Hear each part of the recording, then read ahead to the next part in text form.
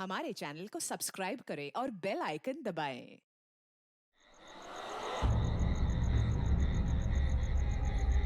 बादल, बादल, बादल कहाँ है तू? मैं आ गया। बादल, बादल, बादल, बादल।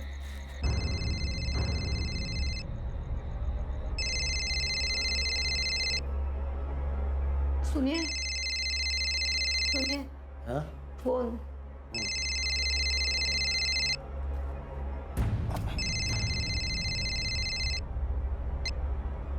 हेलो। चाचा जी, अजीत बोल रहा हूँ। हाँ अजीत बोलो, क्या बात है, इतने रात में फोन किया? चाचा जी, मैं ये झबुआ तालाब के पास वाले जंगल में हूँ। बादल का फोन आया था, बड़ा घबराया हुआ सा लग रहा था। अजीत, अजीत, अजीत, ये लोग मुझे मार डालेंगे, मुझे बचा ले अजीत, लोग मुझे मार डालेंगे। बादल क्या हुआ? कहाँ है तू? झबुआ तालाब के पास वाले जंगल में। जल्दी आ जानी थी, लोग मुझे मार डालेंगे। मैं आ रहा हूँ बादल। और सुन, हेलो, हेलो। अजीत क्या हुआ है? शिखा, बादल का फोन था, बहुत घबराया हुआ लग रहा था। मुझे जाना होगा, मैं आता हूँ अभी। अजीत, पापा, पापा दरवाजा खोलिए।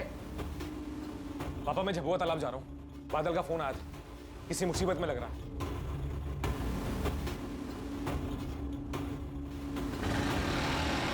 रात बहुत हो गई है, संभल कर जाइएगा। ये टॉर्च रख लीजिए। कैलाश, अजीत का फोन आया था, बोला बादल कुछ मुसीबत में। कहाँ है वो? अजीत झपा तालाब गया बादल को ढूंढने। आप जल्दी बैठिए, हम भी चलते हैं, संभल के।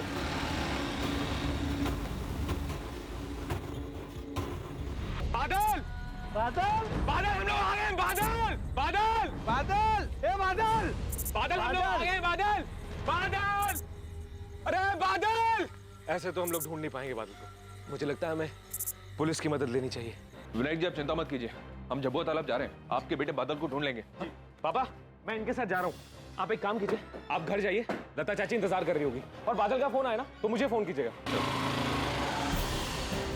बादल, बादल, बादल कहाँ है तू? बादल, बादल। अजीत, अंधेरा बहुत है और धुंध भी बहुत ज्यादा है। उसने कोई एग्जैक्ट लोकेशन बताया था क्या? कोई निशानी कहाँ था वो? बस इतना बताया कि झबुआ तालाब के पास वाले जंगल में है। वो लोग उसे मार देंगे, मैं बचा लूं। आवाज से बहुत घबराया हुआ लग रहा था। मुझे बचा ले अजीत, लोग मुझे मार डालेंगे। बादल अक्सर इस तालाब पे आता था। पता नहीं सर, असल में बादल मेरे कजन मोहित का बहुत अच्छा दोस्त है। मोहित कहाँ है वो? उसका तो फोन ही ऑफ आ रहा है सर। बादल का फोन आने के बाद सबसे पहले मैंने मोहित को ही फोन किया था। ए बादल! क्या हुआ? बादल मिला? नहीं मिला? हे भगवान, इतनी रात को कहाँ गया होगा बादल? हाँ, पुलिस गई है साथ, अजीत भी गया है साथ में उनके। जय कहाँ है? जय से कुछ बात हुई? फोन नहीं उठा रहा है, शायद गहरी नींद में होगा। जब जरूरत होती है ना तभी गायब हो जाता है वो। कुछ पता चला बादल का? अरे भाई साहब, आप यहाँ? पीनत, भाई साहब को क्यों उठाया? भैया बता रहे थे अपना मोहित भी बादल के साथ गया था। क्या मोहित बादल के साथ गया है? हाँ कैलाश, रात 10 बजे बादल आया था और मोहित को ले गया। अरे यार, कितना टाइम लगाता है, कब से वेट कर रहा हूँ। अबे वो जूते नहीं मिल रहे थे मेरे। मोहित, बादल, ये रात को कहाँ जा रहे हो तुम दोनों? पापा बस ऐसे ही घूमने जा रहे थे, थोड़ी देर हो जाएगी, आप सो जाना। मध्य प्रदेश के पालीपुर में रहने वाले बादल और मोहित जिगरी दोस्त थे और उस रात दोनों एक साथ अपने घर से निकले थे। जब बादल ने अजीत को फोन किया तो क्या उस वक्त मोहित भी बादल के साथ ही मौजूद था? बादल किससे डर रहा था? उसकी जान को किससे खतरा था? और मोहित कहां था? रात का अंधेरा छटते ही उनकी खबर भी सामने आने वाली थी और सामने आने वाला था एक ऐसा भयानक जुर्म जो उन तीनों के परिवार वालों के साथ साथ पूरे गांव को भी हिलाकर रख देने वाला था।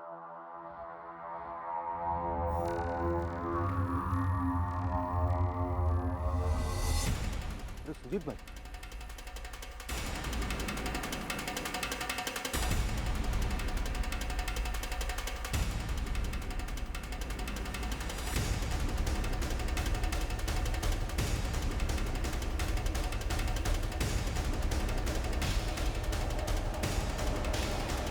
मैडम, दोनों विक्टिम के पास से कोई सामान नहीं मिला। इनका मोबाइल, वॉलेट सब गायब है। लगता है मर्डर से पहले शराब भी पी गई है, अभी भी स्मेल है। तुम आसपास का एरिया स्कैन करो, तब तक मैं गांव वालों से बात करती हूँ। मैडम ये मोहित और बादल हैं, पालीपुर गांव के ही हैं दोनों, बहुत अच्छे दोस्त थे।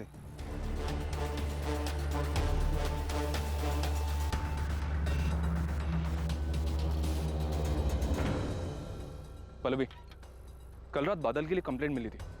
उसने मोहित के कजिन अजीत को कॉल करके कहा था कि उसकी जान खतरे में है। हमारी एक टीम झबुआ तालाब के जंगल के पास भी गई थी बादल को ढूंढने के लिए। झबुआ तालाब से?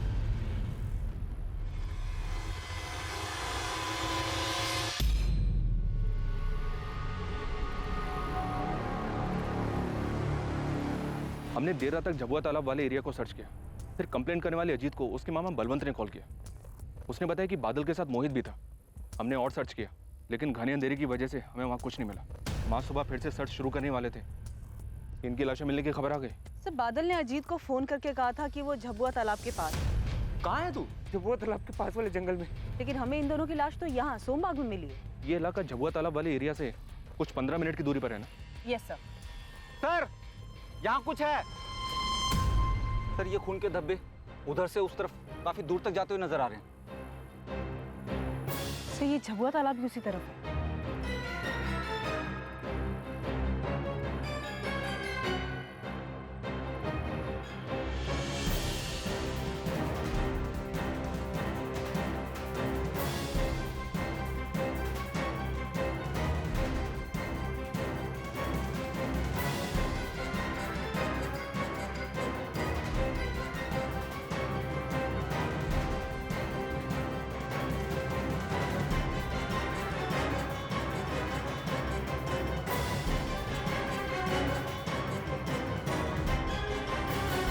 पल्लवी, खून के निशान यहीं तक है। मतलब जो कुछ भी हुआ यहीं हुआ। यहाँ 2 ग्लासेस हैं। शायद ये लोग यहाँ शराब पीने आए होंगे। इन पर हमला हुआ होगा और शायद अपनी जान बचाने के लिए सोमबाग गांव की तरफ भागे होंगे। सर, ये भी तो पॉसिबल है कि दोनों का मर्डर यहाँ पे किया हो और मर्डर करने के बाद दोनों की बॉडीज ले जाकर सोमबाग में डंप किया गया हो। वो इतनी मेहनत क्यों करेगा? इनके सामान भी गायब है और डेड बॉडीज मिलने वाली जगह पर भी कोई व्हीकल नहीं मिला। अगर इरादा सिर्फ लूट का होता तो फिर बॉडीज को इतनी दूर ले जाकर डंप करने का कोई लॉजिक नहीं बनता। सर, मैंने फॉरेंसिक टीम को इन्फॉर्म कर दिया है और विक्टिम की फैमिलीज को।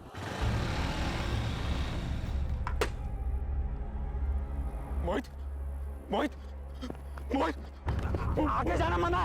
अरे भाई मेरा।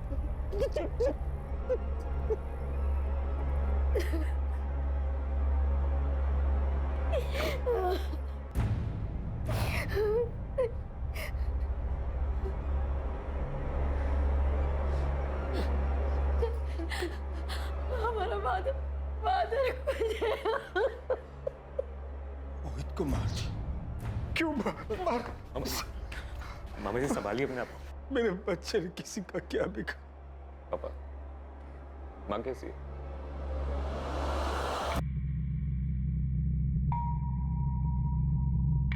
सर, दोनों की बॉडी में स्टैबिंग के निशान है। किसी धार वाली चीज से गला भी काटा गया है। एक्यूज ने डबल इंश्योर किया कि दोनों बच ना पाए। ब्लड में अल्कोहल ट्रेसेस हैं। साफ है कि जिस समय हमला हुआ दोनों काफी नशे में रहे होंगे। क्राइम सीन से हमें अल्कोहल की बोतल्स मिली है। डॉक्टर, डेथ की टाइमिंग क्या होगी? दोनों की मौत सर कल रात 11 से 2 के बीच में हुई। 11 से 2 के बीच। और बादल ने अजीत को फोन किया था रात करीब 1 बजे। फिलहाल हम 2 एंगल मानकर चल रहे हैं, लूट या फिर दुश्मनी। मर्डर के वक्त विक्टिम्स ने शराब पी हुई थी। पता करो ये शराब उन्होंने खुद खरीदी थी या फिर किसी ने लाकर दी थी। आसपास के एरिया के हिस्ट्री शीटर्स को भी स्कैन करो। वैसे इस बात के चांसेस बहुत कम है कि ये काम लुटेरों की टोली का। शायद किसी ने सुपारी दी होगी अपनी दुश्मनी निकालने के लिए। सर, दुश्मनी किसकी? मोहित की या बादल की? यही तो पता करना है पल्लवी कि प्लान बादल को मारने का था और बदकिस्मती से उस वक्त मोहित उसके साथ में था इसलिए मारा गया, या फिर जाल मोहित के लिए बिछाया गया था और बादल की डेथ कोलैटरल डैमेज है। सर, अगर मोहित या बादल की किसी के साथ भी दुश्मनी थी तो इसके बारे में फैमिली को डेफिनेटली पता होगा। मोहित की मौत के बाद बलवंत भाई साहब टूट चुके हैं। इनकी किस्मत में दुख ही दुख लिखा है। अभी कुछ ही महीनों पहले पता चला कि इनकी किडनी खराब हो गई है। मालती भाभी तो जब मोहित 3 साल का था तभी गुजर गई थी। तब भाई साहब इस चिंता में रहते थे कि वो अकेले मोहित की परवरिश कैसे करेंगे। मोहित, लो बेटा खा लो, थोड़ा सा खा लो। अब मेरे अच्छे बच्चे हो ना बेटा, पापा की बात नहीं मानो। लो। पापा, मम्मी कब आएगी? मोहित, देखो तो कौन आया है। और आपको एक बात बताऊं मैं, आपकी बीना बुआ आपके लिए क्या लेके आई है मालूम है? इतनी सारी चॉकलेट्स। और देखो, अजीत भैया भी आए हैं। कौन खेलेगा भैया के साथ? मैं। आप खेलोगे ना? खेलने से पहले आ करो। हाँ। कैलाश समझ में नहीं आता मोहित को कैसे संभालूंगा। मालती को गुजरे हुए 4 महीने हो गए और आज भी मोहित उसकी माँ को पूछता है। तो अच्छा है कि अजीत और बीना हर हफ्ते यहाँ आ जाते हैं तो उनके साथ मन बहल जाता है उसका, थोड़ा हंस खेल लेता है। और ऐसा कब तक चलेगा कैलाश? क्या फायदा इन सब का जब मैं अपने बेटे की हंसी तक वापस नहीं ला सकता। बलवंत भाई साहब के नमनपुरा गांव में एक बड़ी सी पुश्तैनी कोठी है। पहले वो वहीं रहते थे, लेकिन मालती भाभी के गुजर जाने के बाद उन्होंने वो कोठी अपने छोटे भाई प्रकाश को सौंप दी। बीना जब मोहित के पास थी तो उसने उसे कभी माँ की कमी महसूस नहीं होने दी, इसलिए भाई साहब ने हमारी कोठी के बगल में एक और कोठी खरीद ली। हमने कभी माना ही नहीं कि मोहित हमारे मामा का लड़का है। मैंने हमेशा उसे अपने छोटे सगे भाई की तरह माना और माँ भी उसे अपने बेटे की तरह ही प्यार करती थी। मोहित भी माँ को बुआ नहीं माँ कह के बुलाता था।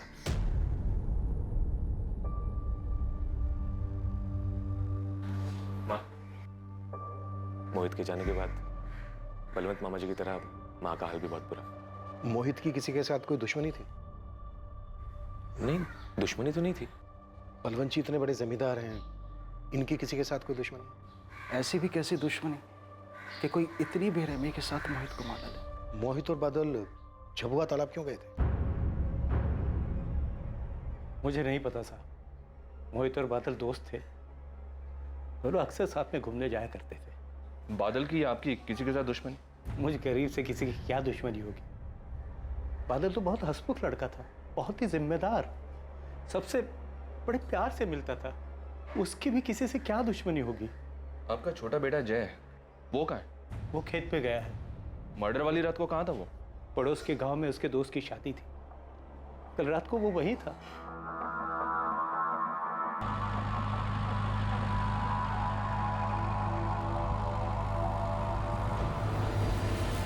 जय देख, ये मेरी परेशानी है। माँ बाबा को पता नहीं चलना चाहिए। तो क्या हर बार माँ बाबा से झूठ बोलते रहे? हाँ तो क्या हो जाएगा झूठ बोलने से? हाँ, मोहित को देख, क्या कुछ मोहित बड़े बाप का बेटा है, उसको कुछ फर्क नहीं पड़ेगा। भाई तुम अपना देखो और मत खेलो एक खतरनाक खेल, वरना इस बार सिर्फ चोट आई है, अगली बार जान पे भी आ सकती है। बलवंत जी बात करने की हालत में नहीं है, वेट करना पड़ेगा। तब तक गांव वालों से पूछना चाहिए, शायद किसी ने कुछ देखा सुना हो। गांव वालों से बातचीत शुरू हो गई है सर। पल्लवी गांव के सरपंच से मिलने गई है। सर, उस ठेके का पता चल गया जहां से मोहित और बादल ने शराब खरीदी थी।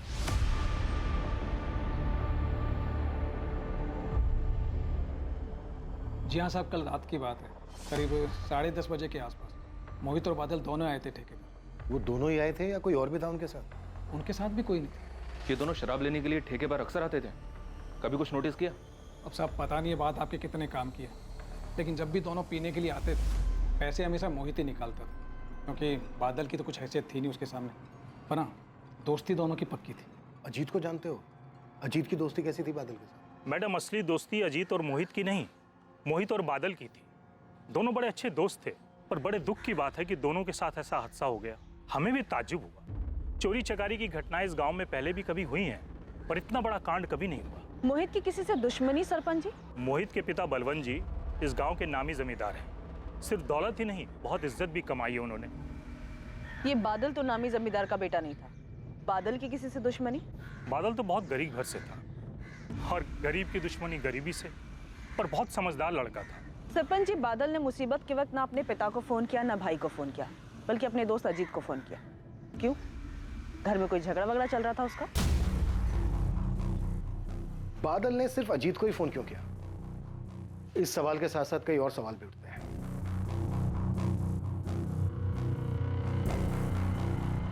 सर, मैं उस दिन इंदौर गया था खाद लेने, हमारी फर्टिलाइजर की शॉप है, लेकिन आप ये सब क्यों पूछ रहे हैं? इंदौर से घर कब लौटे?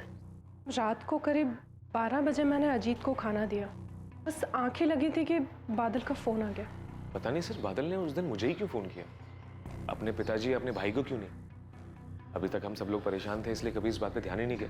हो सकता है मोहित ने उसे कहा मुझे फोन करने के लिए, क्योंकि मोहित को जब भी कोई परेशानी होती थी वो हमेशा मुझे ही फोन करता था। इस हिसाब से तो बादल को अपने छोटे भाई जय को भी फोन करना चाहिए था। बादल और मोहित के साथ साथ अजीत के भी कॉल रिकॉर्ड्स मंगवाते हैं, पता तो चले इंसिडेंट के वक्त इसकी फोन लोकेशन क्या थी। सर हम दोनों विक्टिम्स और उनकी फैमिली से जुड़े सभी लोगों से मिल रहे हैं, पर एक शख्स ऐसा है जो अभी तक हमारे सामने नहीं आया। खुद बादल का भाई जय, वो मर्डर वाली रात भी यहाँ नहीं था, और मैं जब बादल के फादर से मिलने पहुंचा तब भी वो घर पर नहीं था। सर कहीं हमें जानबूझ के टाल तो नहीं रहा है? सर बादल का भाई आपसे मिलना चाहता है।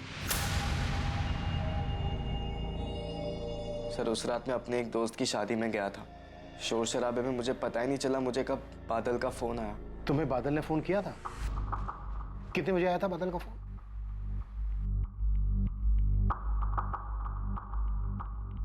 पहले बादल ने तुम्हें फोन किया 12:50 पर, उसके बाद अजीत से कांटेक्ट किया। काश मैंने फोन उठा लिया होता सर, पुलिस थोड़ा जल्दी पहुंच जाती मदद के लिए। तुम्हारे भाई बादल की किसी के साथ कोई दुश्मनी थी? कोई दुश्मनी नहीं थी सर, भाई बहुत ठंडे दिमाग वाला था और ऐसी चीजों से दूर ही रहता था। किसी को तो दिक्कत थी बादल से, वरना कोई इस तरह से किसी की जान नहीं लेगा। जर जोरू जमीन, कोई तो वजह होगी। सर ये जमीन की अनबन तो मोहित की थी। करण, ये जान से मारने की धमकी ना बहुत पुरानी और कॉमन हो चुकी। एक काम कर, कुछ नया सोचना और फिर फोन करना। चल फोन रख। क्या हुआ? ये करण और रवि अपने आप को समझते क्या है? मुझे धमकी दे रहे थे। वो तो पापा को टेंशन नहीं देना चाहता, वरना इन दोनों को तो पूरे गांव में दौड़ा दो। शांत हो जा। अरे क्या शांत हो जा? तू तो जानता है ना पापा को, वो कितने सीधे हैं। कभी हक के लिए तो अपने लड़ेंगे नहीं, लेकिन मैं भी पीछे नहीं हटूंगा, वरना ये करण और रवि सब कुछ हड़प जाएंगे। ये रवि और करण कौन है जी? सर वो दोनों बलवंत चाचा के छोटे भाई प्रकाश चौहान के बेटे। पास में नमनपुरा गांव है ना, वहाँ पर उनका एक पुश्तैनी कोठी है, वहीं पर रहते हैं। पहले बलवंत चाचा भी वहीं पर रहते थे। मोहित और उनके चचेरे भाइयों के बीच में उसी पुश्तैनी कोठी को लेकर झगड़ा था सर।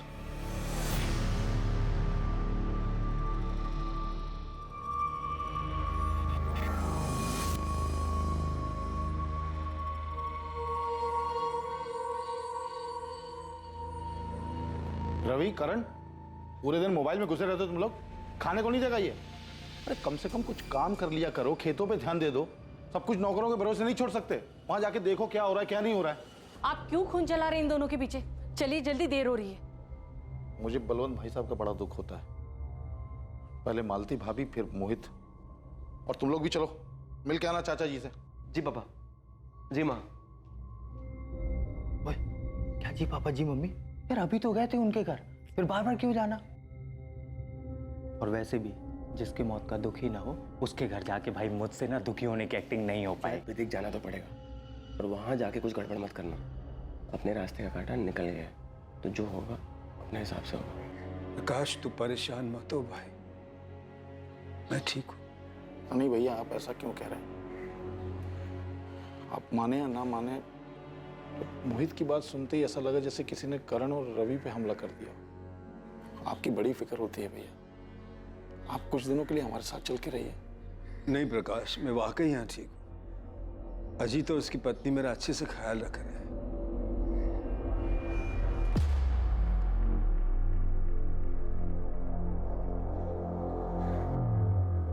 चारे चमचे आजकल ज्यादा मस्का लगा रहा बुड्ढे को, क्या बात है? जमीन जायदाद के लिए भाइयों के बीच झगड़े कोई नई बात नहीं है। पत्थर की इमारतों के आगे रिश्तों का कद अक्सर छोटा पड़ जाता है। कागज के नोटों के वजन के नीचे दबकर भावनाएं दम तोड़ देती हैं, और ऐसे माहौल में पनपता है जुर्म। क्या मोहित की मौत के पीछे भी यही वजह थी? क्या बादल की मौत महज एक कोलैटरल डैमेज थी, और क्या असली टारगेट मोहित ही था? क्या है प्रकाश, ऐसा क्या बोलना चाहते हो जो सबको इकट्ठा बुला लिया? बात क्या है?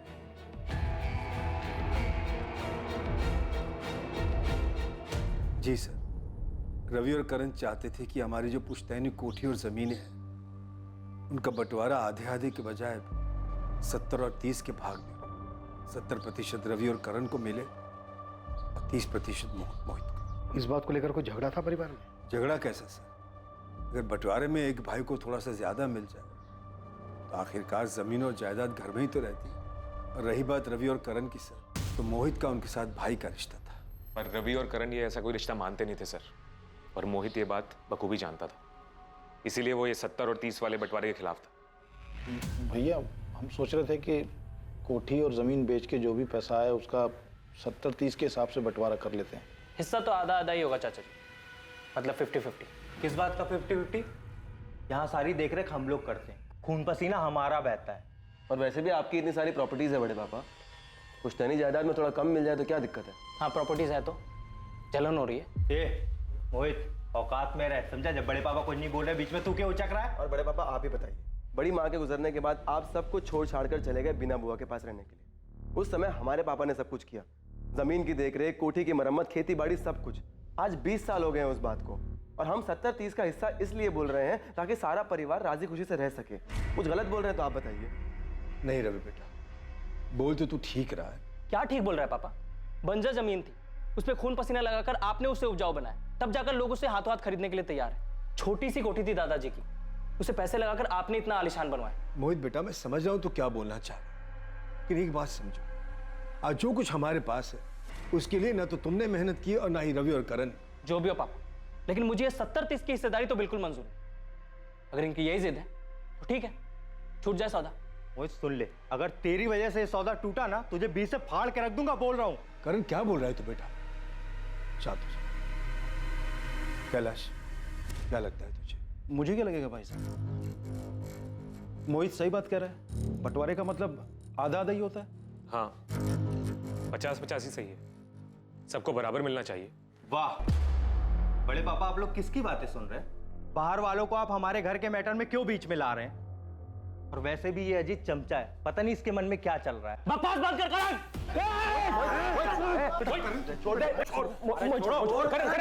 आप कहना चाहते हैं कि रवि और करण उन्होंने मारा मोहित को क्योंकि मोहित की वजह से कोठी की डील नहीं हुई थी? पॉसिबल है बलराज जी, कोई बड़ा बायर मिला हो, मोहित की जिद के आगे डील कैंसिल हो गई हो, गुस्सा आया हो रवि करण को इस बात पर। आप ही बताइए, क्या वो दोनों ऐसा कर सकते हैं? कर सकते हैं सर, बिल्कुल कर सकते हैं। वो तो मामा जी को दुख ना पहुंचे इसलिए मैंने आपसे बात छुपाई थी। दोनों आए थे मामा जी से मिलने के लिए, दुख जताने, पर दोनों के चेहरे पे सर छोटी सी शिकन तक नहीं थी।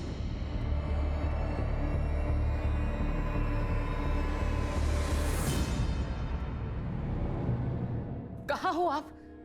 पुलिस रवि और करण को पकड़ कर ले गई है। उन्हें शक है मोहित को करण और रवि ने मारा है। किसने कहा ये पुलिस से? और कौन कहेगा? आपके परम पूज्य भाई ने ही बोला होगा।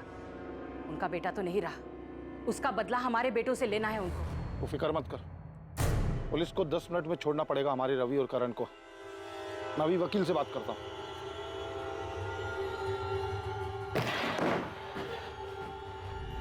अरे बहुत हो गया गेम, अब हमारे सवालों के जवाब दो। कितने रुपयों का सवाल है सर? और लाइफलाइन कितनी है सर?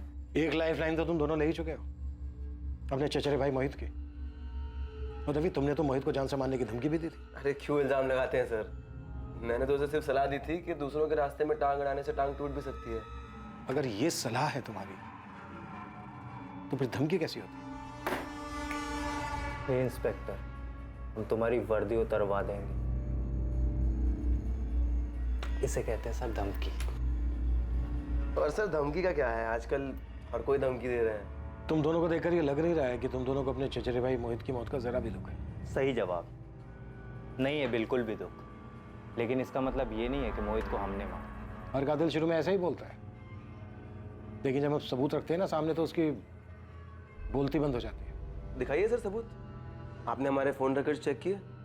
फोन लोकेशन पे कुछ मिला आपको? कोई संदिग्ध नंबर या कुछ? पूरी तैयारी करके आए हो? अच्छी खासी जानकारी है पुलिस इन्वेस्टिगेशन के बारे में? क्या है ना सर, हम क्राइम पेट्रोल बहुत देखते हैं। कॉमेडी भी अच्छी कर लेते हैं। कोई जरूरत नहीं इनके सवालों का जवाब देने की। और इंस्पेक्टर साहब, आपके पास अरेस्ट वारंट है इनका? हमने इन्हें अरेस्ट नहीं किया है वकील साहब, सिर्फ अपने कुछ सवालों के जवाब मांग रहे हैं। बहुत हो गए सवाल जवाब आज के लिए, और अगली बार सवाल जवाब इनके घर पे हो, वो भी सबकी मौजूदगी। रवि करण, चलो। 1 मिनट करण, तुम अपना मोबाइल फोन भूलिए। जुर्म की भी यही फितरत होती है बेटा, मुजरिम चाहे कितना भी शातिर हो, कोई ना कोई चूक कर ही जाता है। मेरी बात याद रखना। Thank you sir.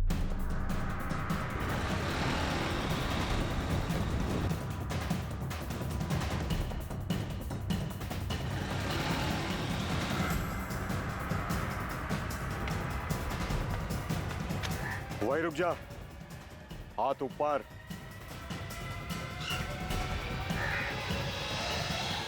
Rana ji कोई गन नहीं है मेरे पास। पुलिस का चमचा है तू, तेरे पे भरोसा नहीं। हुई चेकिंग? अब बोलो खबर क्या है? वो 2 लड़के मरे हैं ना, पालीपुर वाला केस, मोहित और बादल, उसमें से एक की सुपारी मेरे हाथ आई थी। किसकी? मोहित की? जो बड़े बाप की औलाद है वो, उसी की मिली होगी।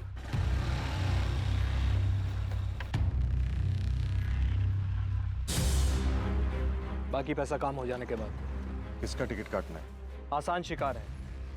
हर महीने की 15 तारीख को अपने घर और खेत का सामान लेने जबलपुर जाता है। इस बार भी जाएगा, लेकिन वापस नहीं आना चाहिए। याद रहे, 15 तारीख। 15 तारीख? लेकिन मोहित और बादल तो उससे पहले ही 11 तारीख को। मेरी तरफ से सारी तैयारी हो चुकी थी, देसी कट्टा भी मंगवा लिया था और मारने की जगह भी देख ली थी। लेकिन 15 तारीख से पहले किसी कमीने ने मेरी मुंह की सुपारी खुद ही खा ली। अभी पता नहीं चला है, शायद उसी आदमी ने डबल सुपारी दे दी हो। किसने दी थी ये सुपारी? नाम क्या है उसका? उमेश ठाकुर। उमेश ठाकुर? ये तो नाम भी नहीं पता मुझे। मुझे नहीं मालूम कौन है ये। सर, उमेश ठाकुर प्रीति ठाकुर का भाई है। बादल और प्रीति एक दूसरे से प्यार करते थे। वो दोनों स्कूल टाइम से साथ में थे, लेकिन मुझे पिछले साल ही पता चला।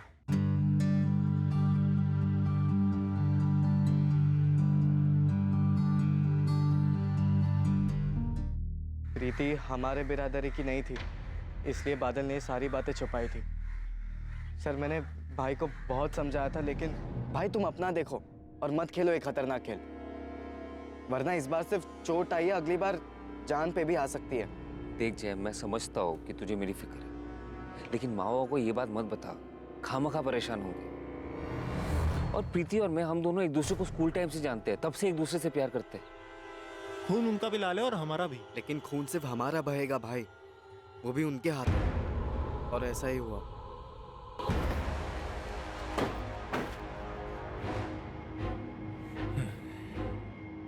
साले, कितनी बार समझाऊं तुझे, मेरी बहन से दूर रह, उसकी शादी तय हो गई है। समझ में नहीं आता तुझे? उपेश भैया, हम दोनों एक दूसरे से बहुत प्यार करते हैं। मैं तुझे प्यार से समझाने नहीं आया, इस बार समझ ले, वरना समझने के लिए जिंदा नहीं बचेगा।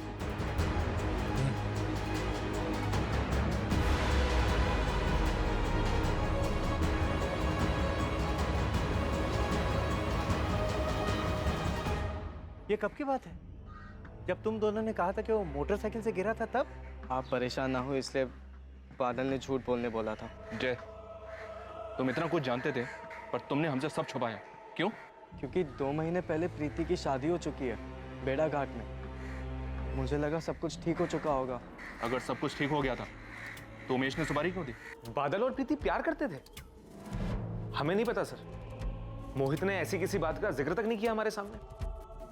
हम नहीं जानते प्रीति ठाकुर को।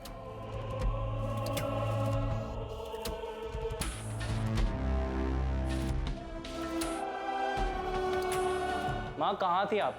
कब से ढूंढ रहा हूँ, नींद ही नहीं आ रही मुझे। आप सुला दो। इतना बड़ा हो गया लेकिन अभी भी मेरी गोद में सोने की तेरी आदत गई नहीं। कैसे चली जाए आदत? आप माँ हो मेरी, आपकी गोद में सोने में अच्छा लगता है।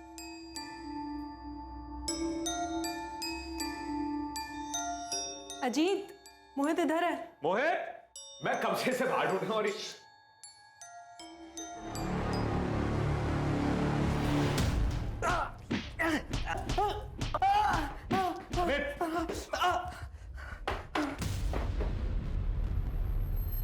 चलो जा शुरू। हाँ, मैं मिला था राणा से और बादल की सुपारी भी दी थी। तेरी बहन की तो बेड़ा घाट के किसी दीपक राजपूत से शादी हो चुकी थी, फिर क्यों दी थी बादल की सुपारी?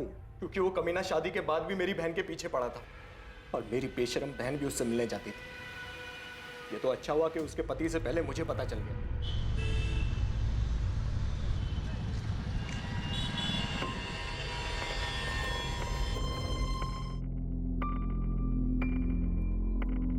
सारी सब्जी लेकर आए हो ना, वरना मेरी सास किटकिट करेगी। फिक्र मत करो, सब लेके आया। वैसे सही तरीका ढूंढा है तुमने अपने ससुराल वालों को चकमा देने का। तुम थोड़ी देर बाद निकलना, ठीक है?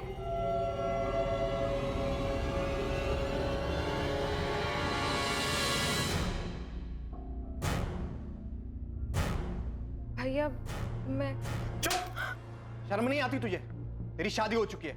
उमेश भैया प्रीति को मत मारो। तू चुप कर साले, तुझे तो मैं जिंदा नहीं छोड़ूंगा। दोबारा उससे मिली ना तो भूल जाऊंगा तो मेरी बहन है। मिलूंगी।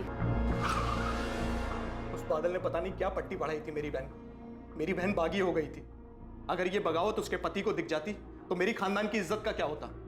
मेरे पास एक ही रास्ता था और वही मैंने चुना।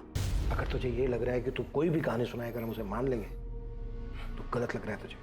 जिस तरह शुरुआत तूने सच से की थी उसी तरह सच सच बता दे। किसे दी थी बादल की सुपारी? सर मैंने कहा ना कि मेरी सुपारी से नहीं मरा वो। अमित,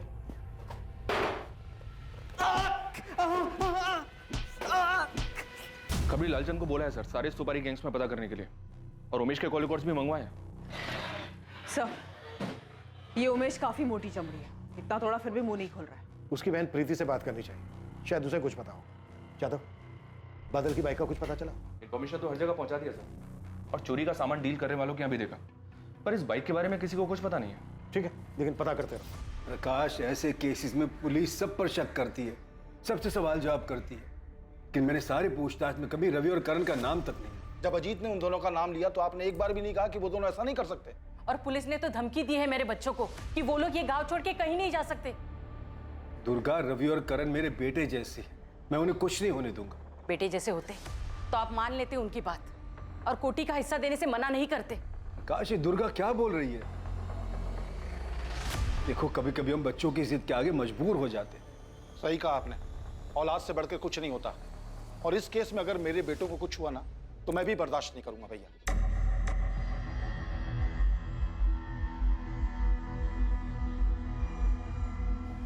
मैं बादल की अलमारी देख रहा था तो उसमें मोहित का कुछ सामान मिला। पुलिस मुझसे प्रीति ठाकुर के बारे में पूछ रही थी, पर मोहित ने कभी बताया नहीं उसके बारे में। लेकिन बादल को मोहित ही चढ़ाता था। सच्चे प्यार की कहानी और पता नहीं क्या क्या बकवास से किस्से सुनाता रहता था। प्रीति का भाई उमेश, उसी ने मरवाया होगा क्या? प्रीति, देखो तुम्हारी सहेली तुमसे मिलने के लिए। क्या नाम बताया आपने अपना? पल्लवी। अरे ऐसे क्या देख रही हो? कॉलेज के बाद तो तुम हमें मिली ही नहीं। घबराओ मत, मैं बस मिलने आई हूँ तुम्हारी मदद के लिए। प्रीति, तुम लोग बातें करो, शाम को आने में मुझे थोड़ी देरी हो जाएगी। मार दिया मेरे बादल को, हमेशा के लिए मुझसे दूर कर दिया। जय कहता था खून बस गरीब का ही बहता है, और मेरे बादल की बस यही गलती थी कि वो गरीब था। देखो प्रीति, हमें शक है कि ये सब तुम्हारे भाई उमेश ने किया है, लेकिन मुझे लगता है शायद मेरे पति ने किया है। लेकिन उमेश तो कह रहा था कि बादल और तुम्हारे अफेयर के बारे में दीपक को कुछ नहीं पता। मुझे ठीक से तो नहीं पता, भैया तो दीपक को कभी नहीं बताएंगे। लेकिन पिछले कुछ दिनों से जब से बादल की मौत हुई है तब से दीपक को ज़्यादा ही खुश रहने लगा है। हमारी शादी के बाद से दीपक और मेरे बीच कभी भी रिश्ता ठीक नहीं रहा है। वो हमेशा ज़ोर ज़बरदस्ती करता था, लेकिन आजकल तो वो बहुत प्यार से पेश आता है। और अभी कुछ दिन पहले उसने एक अजीब सी बात कही। क्या बात है मैडम, आजकल सब्जी लेने नहीं जा रही? सब्जी वाला जिंदा तो है ना? मतलब तुम ये कह रही हो कि तुम्हारे और बादल के अफेयर के बारे में दीपक को भनक लग गई थी? मुझे पक्का तो नहीं पता। ठीक है, वो हम पता कर लेंगे। नहीं, आप ऐसा मत कीजिएगा। अगर मेरा अंदाज़ा गलत हुआ और दीपक को इस बारे में कुछ भी नहीं पता है तो अब पता चल जाएगा और वो मुझे जान से मार देगा। तुम चिंता मत करो, ऐसा कुछ नहीं होगा, हम उसे नहीं पता लगने देंगे। दीपक राजपूत के कॉल रिकॉर्ड्स निकलो और चेक करो कि वो किसी सुपारी किलर के कांटेक्ट में था क्या। साथ ही उमेश के बारे में भी पता करते रहो कि वो राणा के अलावा और किसी से भी मिला था। तो सर, इसका मतलब मोहित सिर्फ इसलिए मारा गया क्योंकि मर्डर के वक्त वो बादल के साथ था। तुमसे ही मिलने आया।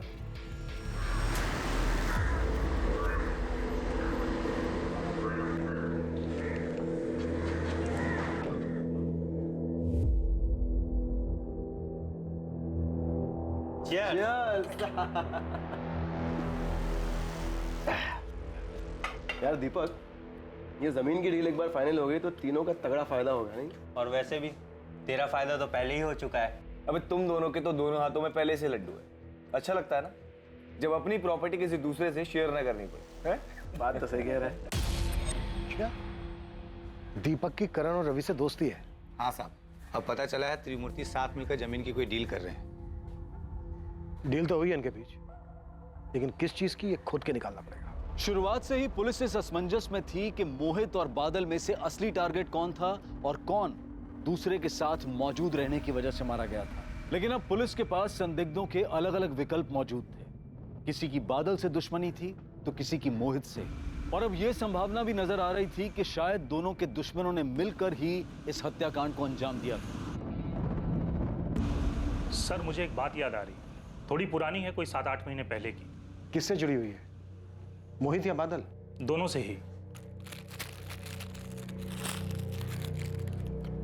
अरे यार, कोई बात नहीं, मेरे में से ले ले। अरे नहीं तू खाना, मैं यही पास में ही तो है, लेके आता हूँ। ठीक है? अबे हाँ, जलेबी खाएगा? हाँ ले ले। भाई भाई लोगों को गरम गरम खिलाने का, समझा? गलती हो गई। देख के नहीं चल सकता, साला नया शर्ट खराब कर दिया। तमीज से बात करो ना भाई साहब, बोल तो रहा हूँ गलती हो गई। अबे एक तो शर्ट खराब किया, ऊपर से मेरे मुंह लग रहा है। तू जानता नहीं तू मेरे को, है? जानता नहीं तू मेरे को, नया क्या तू? समझ में नहीं आता।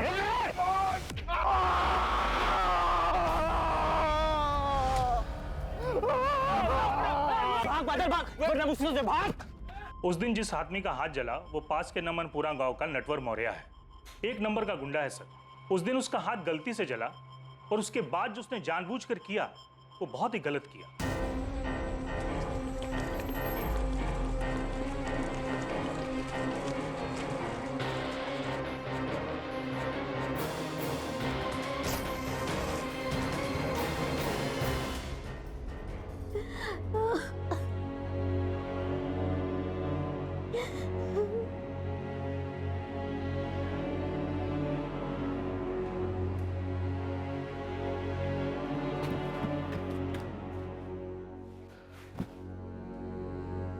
बादल, ये सब कैसे हो गया? किसने जला के? कमीने ने सब कुछ बर्बाद कर दिया है मेरा।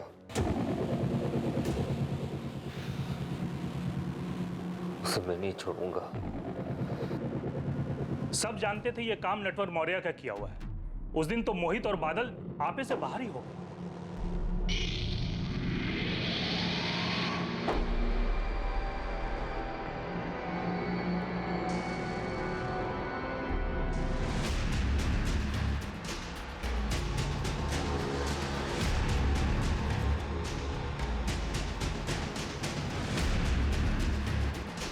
मार मार, रुक, रुक जा, इधर आ, रुक, तेरी तो, इधर आ,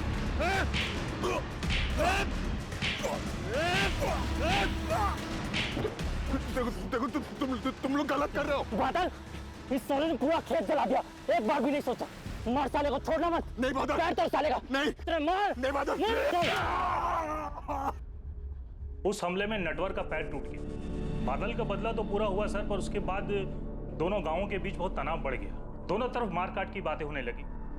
फिर मैंने और नमनपुरा के सरपंच ने मिलकर सबको शांत किया। हम किसान हैं साहब, फसल जल गई थी हमारी, कैसे भूल सकते उस दिन को।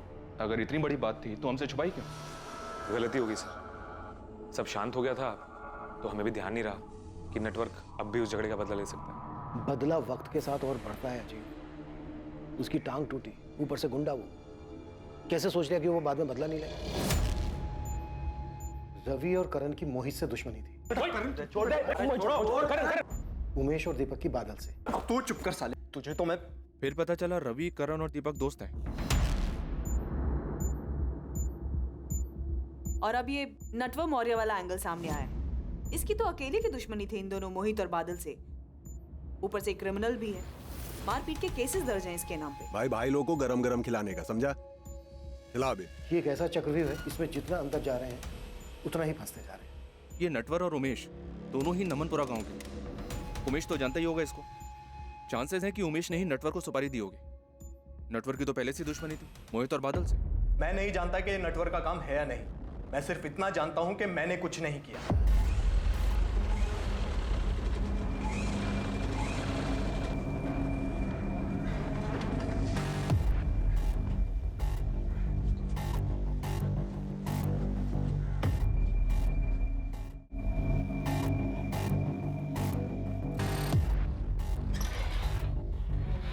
उमेश ठाकुर की जमानत हो गई है।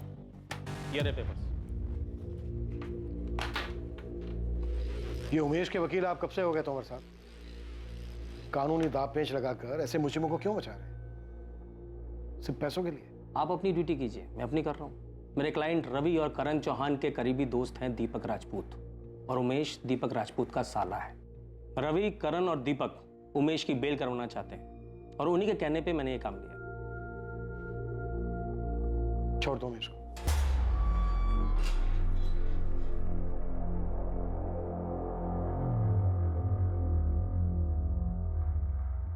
थैंक यू जीजा जी। उमेश, इसमें थैंक यू वाली कौन सी बात है? आखिरकार तुम मेरी बीवी के भाई हो, और वैसे भी तुमने कहा कुछ गलत? हाँ, सही कहा आपने। मान गए तोमर साहब, बहुत काम के आदमी हैं आप, लेकिन हमारा एक कानूनी काम अब भी अधूरा रह गया है। कौन सा काम? हमारे बड़े पापा बलवंत, उनका बेटा मोहित तो रहा नहीं, उनको भी किडनी की बीमारी है। आज या कल वो भी चले जाए। अब उनके जाने के बाद उनके पीछे जमीन जायदाद बचेगी, वो तो हम लोगों को आसानी से मिल जाएगी ना, या उसके लिए भी कानूनी लड़ाई लड़नी पड़ेगी? मोहित के बाद अगर उन्होंने अपना वारिस नहीं चुना है तो ऐसी सूरत में हम ब्लड रिलेशन के बेसिस पे दावा ठोक सकते हैं, लेकिन बलवंत जी ने किसी को अपना वारिस चुन लिया है तो कुछ नहीं हो सकता। मोहित के बाद हमारे अलावा और वो किसको अपना वारिस चुन सकते हैं?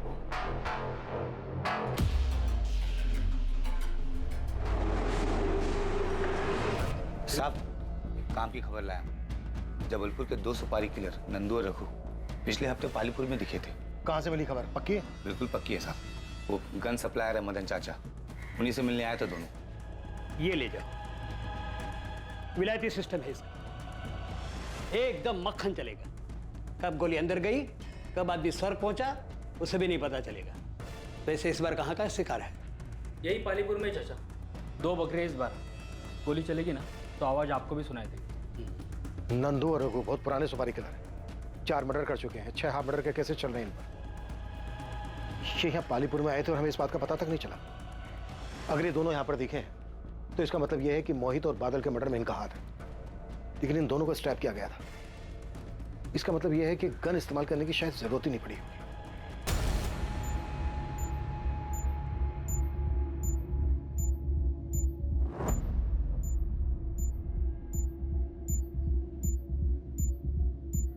हमारे पास 3 संदिग्ध हैं जिन्होंने रघु और नंदू को हायर किया होगा मोहित और बादल के मर्डर के लिए। एक रवि और करण। जमीन जायदाद का मसला प्रीति वजह होगी। प्रीति का भाई उमेश ठाकुर पहले भी राणा नाम के सुपारी किलर्स को हायर कर चुका था सर। उमेश ठाकुर और सर तीसरा दीपक राजपूत, प्रीति का पति। शायद दीपक राजपूत को प्रीति के अफेयर के बारे में पता चल गया होगा। दीपक राजपूत, दीपक, रवि और करण, शायद इन तीनों की मिली भगत हो।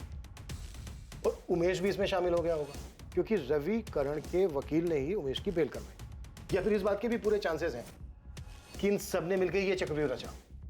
नेटवर्क के बैकग्राउंड को देखकर भी ताज्जुब नहीं होगा सर अगर उसने किसी सुपारी किलर से कांटेक्ट किया हो। इन सब के पास अपनी अलग अलग वजह थी, पर इनमें से कौन?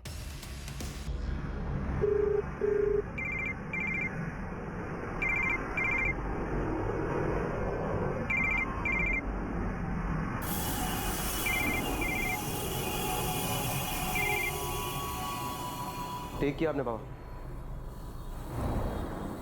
पहले बेटा छोड़ गया, अब भाई दूर होता जा रहा है। आप ऐसा क्यों कह रहे हैं भैया?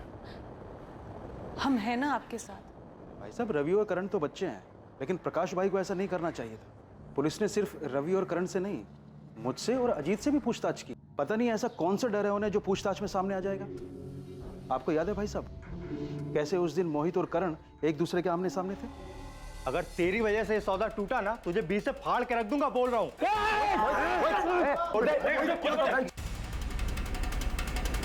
मुझे इसमें मत घसीटिए साहब, मुझे कोई बदला नहीं लेना है, ना मैंने कोई बदला लिया है साहब। मैं समझ चुका हूं साहब, सब कर्मों का फल होता है। मैंने मेरा भुगता, उन लोगों ने अपना। हे नटवर, तू नटवर लाल है, कोई बाबा नहीं है। ये तुझे याद है या मैं दिलाऊं?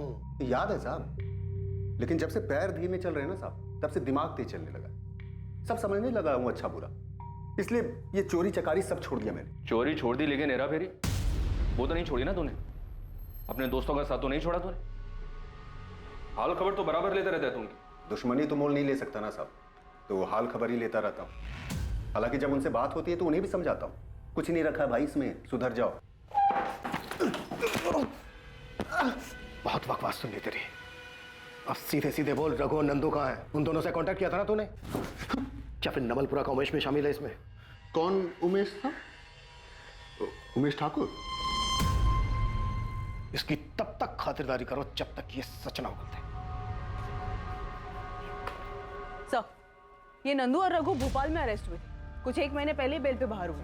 पल्लवी, तुम भोपाल जाओ, रघु और नंदू से जुड़ी सारी इंफॉर्मेशन पता करो, और जिस केस में ये अंदर हुए थे उस केस के इन्वेस्टिगेटिंग ऑफिसर से भी मिलो। इस बात के पूरे चांसेस हैं कि उनमें से कोई ना कोई इनके कांटेक्ट में जरूर है। Okay sir. नेटवर्क खुद हिस्ट्री शीटर है। रघु और नंदू से कांटेक्ट करना उसके लिए कोई बड़ी बात नहीं, लेकिन अगर ये काम रवि और करण ने करवाया है तो सोचने वाली बात यह है कि ये दोनों इतने खतरनाक सुपारी किलर से कैसे मिले होंगे। सर, वो अमित तोमर, इन दोनों का एडवोकेट, सर वो एक क्रिमिनल लॉयर है। वो जानता होगा रघु और नंदू को, शायद वहां से मदद मिली हो।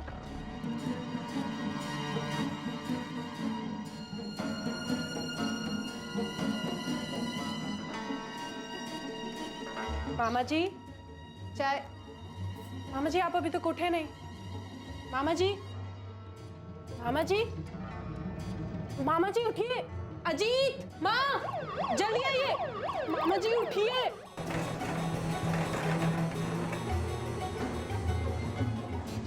ये अचानक भैया को क्या हो गया? कहाँ लेके गए उनको? माँ जी, आप घबराइए मत। मामा जी जल्दी ठीक हो जाएंगे।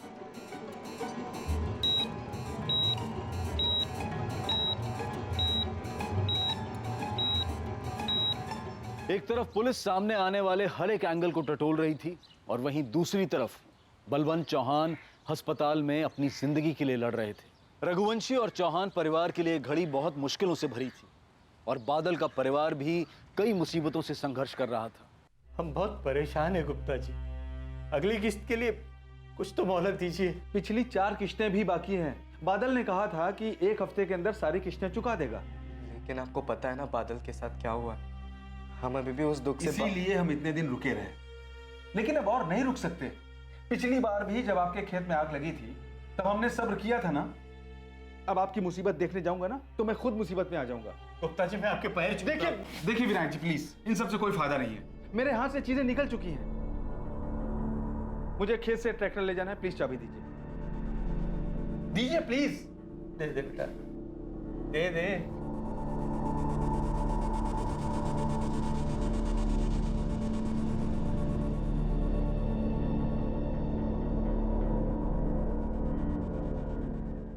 नंदू, रघु और यहाँ के पंजा गैंग के बीच काफी वक्त से गैंग वार चल रहा है। आए दिन दोनों गैंग के लोग एक दूसरे को निशाना बनाते हैं, पर एक तरह से देखा जाए तो हमारे लिए अच्छा है। कचरा खुद ब खुद साफ हो रहा है। लेकिन इस बार ये हमारे लिए गुड न्यूज नहीं।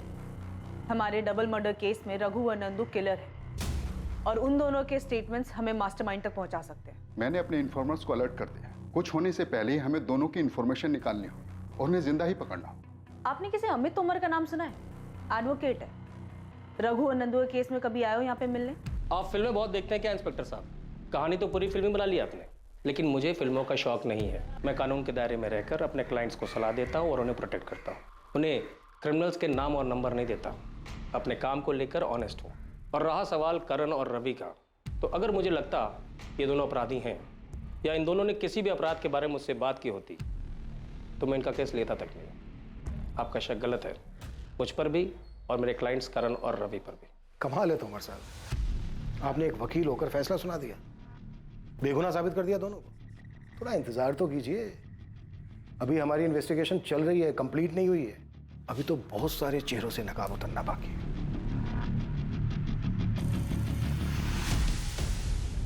सुपारी किलर्स?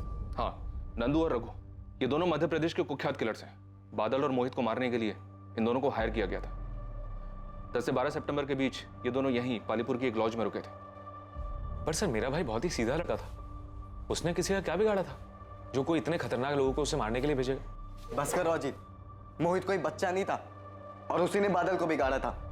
और चल, बादल ऐसा था ही नहीं कि वो किसी शादीशुदा लड़की को लॉज में मिलने बुलाए। मोहित ही उसको बहकाते रहता था, प्यार के किस्से सुना सुनाकर उसका दिमाग खराब करता रहता था ताकि वो प्रीति से मिलता रहे। और अब पता चल रहा है कि मोहित की किसी से दुश्मनी थी जिसकी वजह से मेरा भाई मारा गया। जय, तू चुप हो जा। मेरा मुंह मत खुलवा। तेरा भाई भी कोई दूध का धुला नहीं था। नटवर की टांग किसने तोड़ी थी? और मेरे भाई को भड़काया किसने था नटवर की टांग तोड़ने के लिए? तुम्हारे भाई मोहित ने। मार साले को, छोड़ना मत। ओ साहब, कब तक यूं ही बैठा के रखोगे? बोला ना कुछ नहीं किया साहब। साहब मेरी बात सुनो, मैंने कब का ये बुरे काम छोड़ दिए? चुप कर ना, जाके बैठ जा वहाँ पे। ओ साहब, बड़े साहब से बात करो ना। बोला ना चुपचाप बैठ। ओ साहब, साहब मेरी बात तो सुनो बैठ जा वहाँ पे। ओ साहब। बलवंत भैया ने अपना बेटा खोया है, कैसे भूल रहे हैं आप कि मोहित अब वापस नहीं आएगा? मुझे भी दुख है इस बात का, लेकिन इसका ये मतलब नहीं कि अपने बेटों की कुर्बानी दे दूं मैं। उनकी तरफदारी करने से पहले तुझे सोचना चाहिए। कुछ तो लिहाज कीजिए उनकी तबीयत का। बलवंत भैया अस्पताल में है, बेटा तो खो ही चुके हैं और अब भाई भी उनका साथ नहीं दे रहा, तो उनकी सांसें भी उनका साथ छोड़ रही हैं।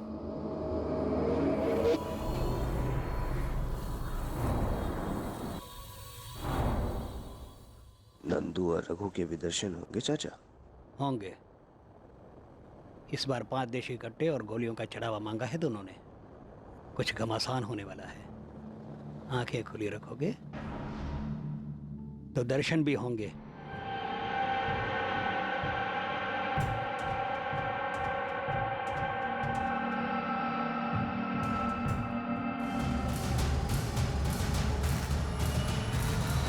रवि, करण, उमेश और दीपक सब पर वॉच रखे हुए हैं सर। और सर हमने इन चारों के कॉल रिकॉर्ड्स भी बारीकी से स्कैन किए, लेकिन हमें कोई भी ऐसा सस्पिशियस नंबर नहीं मिला जो कि रघु, नंदू या फिर हमारे डेटा में मौजूद किसी सुपारी किलर का हो। और नटवर भी अपनी बात पे अड़ा है। सर कांस्टेबल गिरधर को भी नटवर और उसके पुराने कॉन्टैक्ट्स की खबर निकालने के लिए काम पर लगा दिया। ये रहा मेरा इक्का। तू तो गया। ये मेरा बात। ये पंच।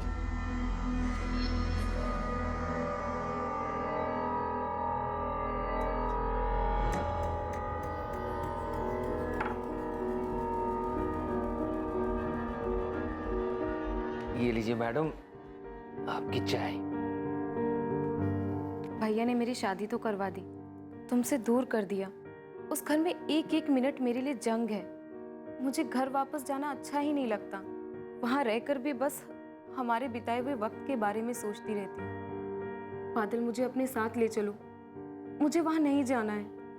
दूर तो मैं भी नहीं रहना चाहता तुमसे, तुम फिक्र मत करो, मैं कुछ करता हूँ। इस बार हमें कोई अलग नहीं कर पाएगा, तुम्हारा भाई भी नहीं। तुम लोग चाय पियो, 1 मिनट में आता हूं। अपने पत्ते देख।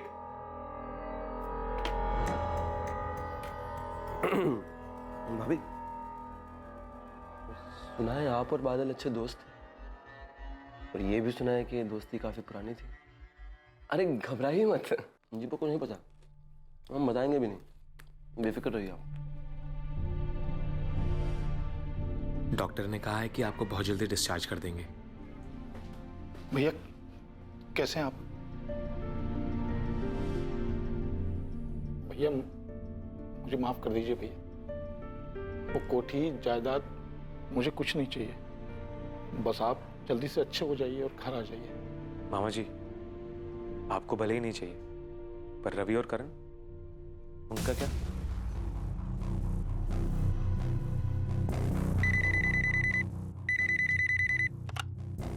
हेलो। ये तो हद ही हो गई सर, पहले आप हमारे पीछे पड़े थे, अब हमारे वकील साहब पर भी शक कर रहे हैं। शक करना पेशा है हमारा। सच निकालने के लिए पहले हम शक करते हैं, फिर समझाते हैं, और अगर कोई नहीं समझे ना तो तबीयत से कुटाई करते हैं। एक्यूज बच नहीं सकता हमसे, चाहे वो कितने भी दूर छुपा। सर कहीं ऐसा ना हो कि अक्यूज्ड आपके सामने ही बैठा हो और आप दूर ही देखते रह जाएं। जो भी बोलना है खुल के बोल। अजीत रघुवंशी आपके नजदीक ही है सर। मोहित का कजन? हाँ सर, वही है इकलौता, अजीत रघुवंशी। और उससे तुम्हारी क्या दुश्मनी है जो उसका नाम ले रहे हो? कोई दुश्मनी नहीं है सर, पर आपकी उससे खास दोस्ती हो गई है। सवाल तक नहीं कर रहे आप लोग, शक की सुई तो घुमाइए उसकी तरफ। कुल्हाड़ी पर पैर मारने का शौक है तुम्हें रवि? अच्छा खासा ध्यान हटाता तुम लोगों पर से। पुलिस को दोबारा ऐसे मत छेड़ना, तकलीफ हो सकती है तुम दोनों को। सर अजीत का नाम सिर्फ हमें भटकाने के लिए लिया जा रहा है। मुझे भी ऐसा ही लग रहा है पल्लवी, लेकिन एक बात तो है, अजीत ने खुद सामने से आकर हमें कोई बात नहीं बताई, ना तो जमीन जायदाद को लेकर झगड़े के बारे में, ना ही नटवर के साथ हुए झगड़े के बारे में। कहीं ऐसा तो नहीं है कि ये जानबूझकर अनजान बन रहा है?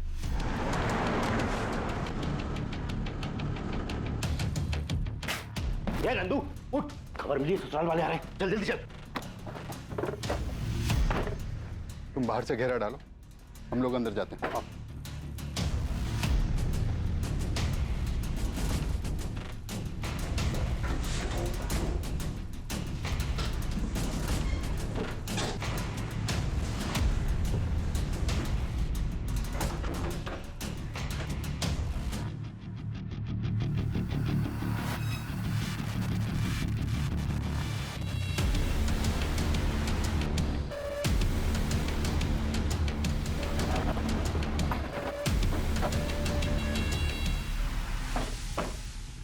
मैं बलवंत जी से मिलता हूँ, तुम आसपास पूछताछ करो।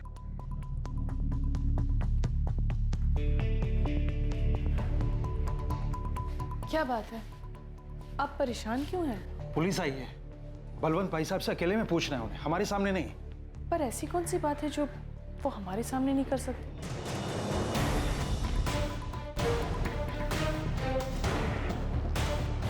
आप अजीत पे शक कैसे कर सकते हैं सर? अजीत और मोहित तो सगे भाइयों से भी बढ़कर थे। बलवंत जी, काफी प्रॉपर्टी है आपके पास। रवि और करण में काफी लालच है आपकी प्रॉपर्टी को लेकर। क्या अजीत के मन में ऐसा कुछ नहीं है? मोहित ने जायदाद को लेकर अजीत के बारे में कभी आपसे कुछ कहा? कभी कोई झगड़ा हुआ हो मोहित और अजीत के बीच? आप कुछ बता सकते हैं? मनहूस है ये जायदाद, और आप मेहरबानी करके अजीत को रवि और करण से मत आगे। अजीत बड़ा ही सीधा साधा और पारिवारिक लड़का है। मेरी बहन और बहनों ने उसे खुददार बनना सिखाया है।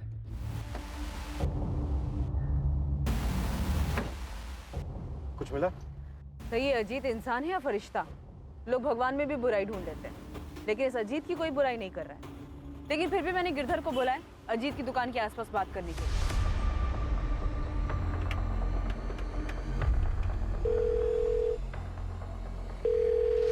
Hello, sub inspector Sandeep Jadhav. हाँ, कौन बोल रहा है? आपका शुभ चिंतक, जिसे आप और कानून दोनों पर भरोसा है। मेरे पास एक इंफॉर्मेशन है, मोहित चौहान के केस में आपके काम आएगी। कॉलोनी ने कुछ नाम बताया अपना? शुभचिंतक और कानून पर भरोसा रखने वाला। मोहित और शिखा के बीच तलाशी है। उनके बीच में एक ऐसा रिश्ता है जो दुनिया से छुपा हुआ है। तुम्हें कैसे पता? कोई सबूत है तुम्हारे पास? मैंने कहा ना, मुझे आप पे भरोसा है, आप खुद ही ढूंढ लेंगे। सीसीओ से कॉल था सर। ये रवि और करण का ही काम होगा। खुद पर से शक हटाने के लिए अजीत को फंसा रहे हैं। पहले डायरेक्ट अजीत का नाम लिया और अब उसकी बीवी को बदनाम कर रहे हैं। सर, एक काम की इन्फॉर्मेशन हाथ लगी है। इसी गांव का एक आदमी है, उसने बताया कि अजीत और मोहित के बीच सब कुछ ठीक नहीं था। उसने दोनों को झगड़ते हुए देखा था। अजीत भाई, भूल जाओ उस बात को। देख, गुस्सा थूक दे। अब हमारे बीच ऐसा कुछ भी नहीं है। मोहित देख, हर रिश्ते की ना एक मर्यादा होती है जिसे कभी भूलना नहीं चाहिए। तूने वो मर्यादा पार कर दी। तू भाई है इसलिए चुप, पर दोबारा मेरी गैर मौजूदगी में मेरे घर में मत घुसना। अजीत, अजीत, अजीत मेरी बात तो सुन भाई। कौन है वो जिसने अजीत के खिलाफ बताया? मामूली सा किसान है सर, हिम्मत करके उसने अजीत का नाम लिया है। अब सामने आने की हिम्मत नहीं कर पाएगा। शिखा और अजीत से एक बार बात करनी हो, लेकिन ध्यान रहे विक्टिम की फैमिली है।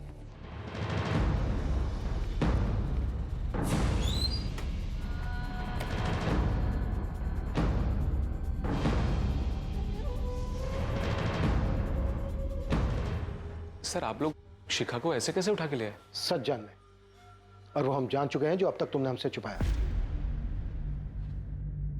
सच तो हम जान चुके हैं शिखा, बस तुम्हारे मुंह से सुनना है।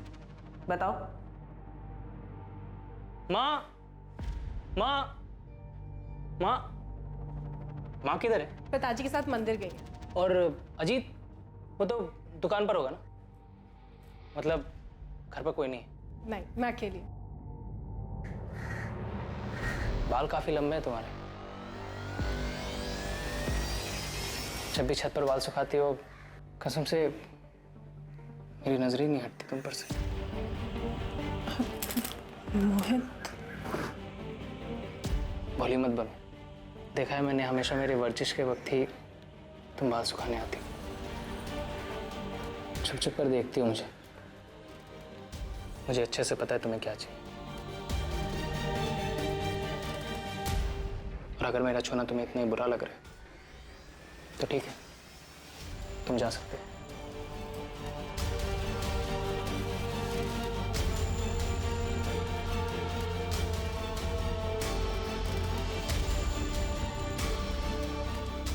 मुझे मेरी लाइफ के सबसे अच्छे और सबसे खास लोगों से ही धोखा मिला था। कब पता चला तुम्हें?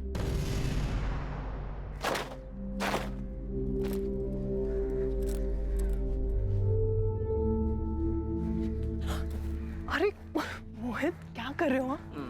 अभी तो 10 मिनट ही हुए हैं, सबको गए हुए। और वैसे भी आज शाम तक कोई नहीं आने वाला है।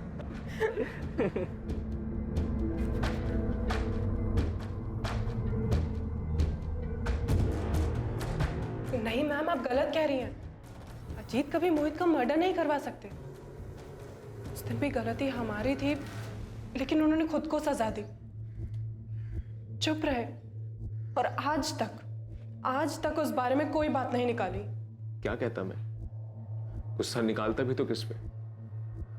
आखिरकार दोनों थे तो मेरे अपने ही ना। और फिर शिखा और मोहित दोनों की आंखों में शर्मिंदगी थी, पछतावा था। तो मैंने मोहित और शिखा दोनों को उनके पछतावे के साथ छोड़ दिया और मोहित से कहा कि मेरी गैर हाजिरी में मेरे घर में ना आया करे। अजीत, बहुत ज्यादा शर्मिंदा हूँ। माफी मांगने में भी शर्म आ रही है। पता नहीं कैसे बहक गई थी। मुझे माफ कर दो।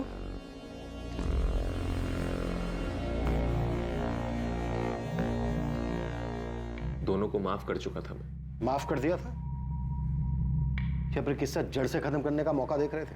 आपको लगता है कि मेरे भाई को मैंने मारा है तो चढ़ा दीजिए सूली पे। लेकिन जिन बातों को मैं भूल चुका हूं, ना उन्हें याद करूंगा और ना इस बारे में कोई सफाई पेश करूंगा।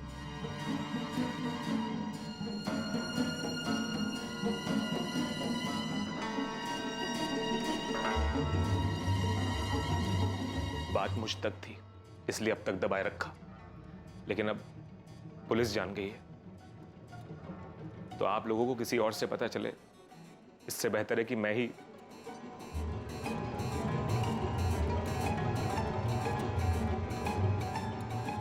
बहुत बढ़िया, मतलब आज रात को एक्शन होगा।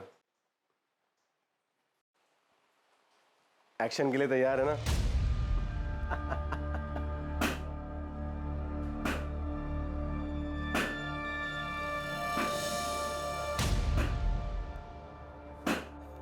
सारी बंदूकें तो जब्त हो गई, अब कैसे लड़ेंगे पंजा गैंग से?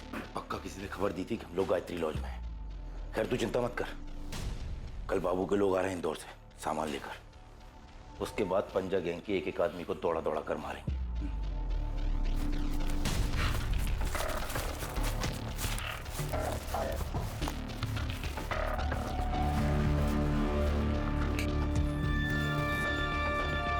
खिड़की पे जाकर देख,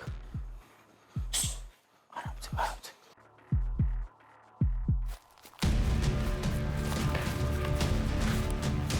लगता है हमें चारों ओर से घेर लिया।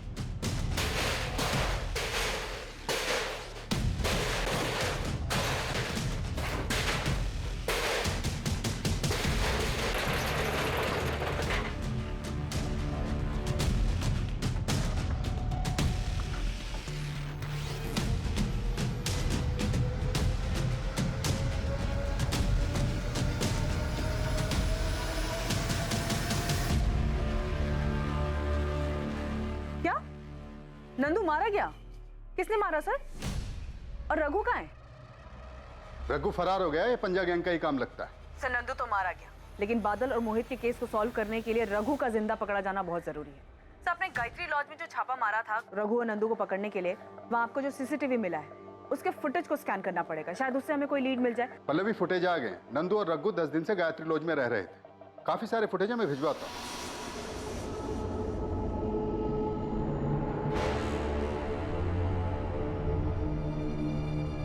लेकिन इस गैंग वॉर के बीच रघु के जिंदा हाथ आने की उम्मीद ना के बराबर थी। तो जिनको सुपारी मिली थी उनमें से एक बंदा मारा गया। अब हमारे पास ये सिर्फ रघु ही आखिरी उम्मीद है। इससे पहले कि रघु को कुछ, हमें किसी भी हालत में उस तक पहुंचना। केस के खुलासे के लिए रघु का जिंदा हाथ लगना पुलिस के लिए बहुत जरूरी हो गया। सुराग की तलाश में पुलिस ने लॉज से मिले सीसीटीवी फुटेज को खंगालना शुरू कर दिया था और साथ ही उस अज्ञात कॉलर की खोजबीन भी जारी थी जिसने मोहित और शिखा के अफेयर के बारे में बताया था।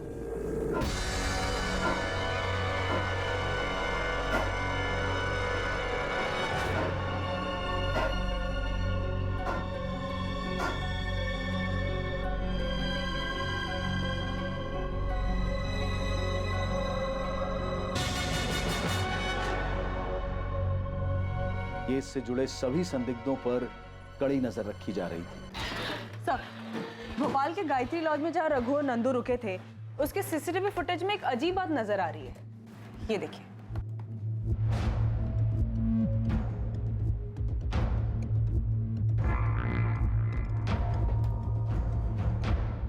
ये तो बादल है।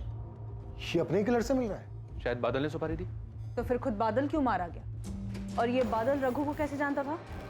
इतने खतरनाक कातिल से मतलब बादल क्यों मिलेगा? यही सच है विनायक जी, बादल मिला था उससे। ये सब मोहित का ही किया धरा है। मोहित की बातें सुन सुन के आज बादल की ये हालत हुई है। अरे यार कितना टाइम लगाता है, कब से वेट कर रहा हूँ। तो वो मेरे जूते नहीं मिल रहे थे। चल चल। बादल रात में मोहित के घर जाता है, उसे पिक करता है, दोनों साथ में शराब खरीदते हैं और उसके बाद जबुआ तालाब जाते हैं, जहां पर पहले से ही रघु और नंदू मोहित का इंतजार कर रहे थे। बादल को यूज किया गया होगा मोहित को झबुआ तालाब लाने के लिए, या फिर शायद बादल भी इस प्लान में शामिल थे। दोनों तालाब पहुंचते हैं और वहां जाने के बाद मोहित को मार दिया जाता है। और इस मर्डर के पीछे जो कोई भी है वो बादल को डबल क्रॉस करता है और सुपारी किलर से उसे भी मरवा देता है। मास्टरमाइंड को बादल की जरूरत थी। मास्टरमाइंड ये बात अच्छी तरह से जानता था कि मोहित उसके कहने पर वहां नहीं आएगा। सर मुझे ऐसा लग रहा है कि इन मर्डर्स के मास्टरमाइंड ये रवि और करण है। इन दोनों को बादल की जरूरत इसलिए पड़ी क्योंकि मोहित इन दोनों के कहने पे वहां कभी नहीं आता। तो आप बोल रहे हैं कि हमने बादल को पैसों का लालच दिया और पैसों के लिए उसने मोहित को मरवा दिया, फिर हमने बादल को मरवा दिया। आप बोल क्या रहे हैं सर? वो दोनों बचपन के दोस्त थे। अगर बादल को ऐसा कुछ भी पता होता ना तो सीधा जाके मोहित को बताता। और कोई क्यों मदद लेगा मोहित को मरवाने के लिए बादल की? और बादल क्यों तैयार हो जाता? आप बताइए। बादल के पिता पर काफी कर्जा था, ये बात तुम लोग जानते थे। आप जानते हैं आपके बताने के बाद? इंस्पेक्टर तोमर आ रहे हैं। मेरे बेटे आपके किसी सवाल का जवाब नहीं देंगे जब तक वकील नहीं आ जाता। तो बुला लीजिए, क्योंकि कोर्ट में वकील की भी जरूरत पड़ेगी। यहां पर हमें जो पूछना था वो हमने पूछ लिया। अब आगे की पूछताछ लॉकअप में होगी, वो भी डंडे के साथ।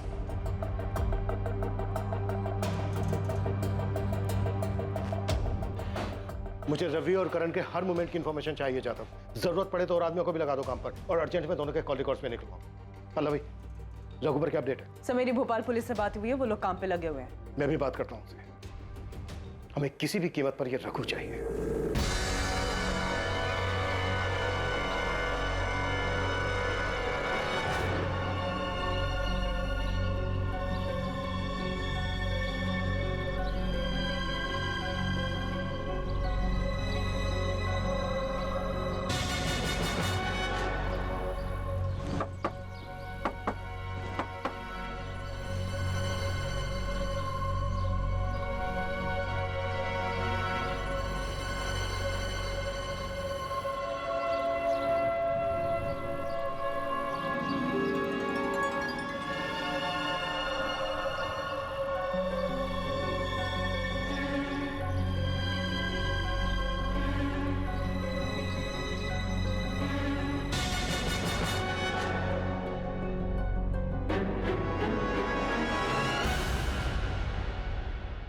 सर वो अननोन कॉलर शुभचिंतक, उसने को नई इंफॉर्मेशन दी है।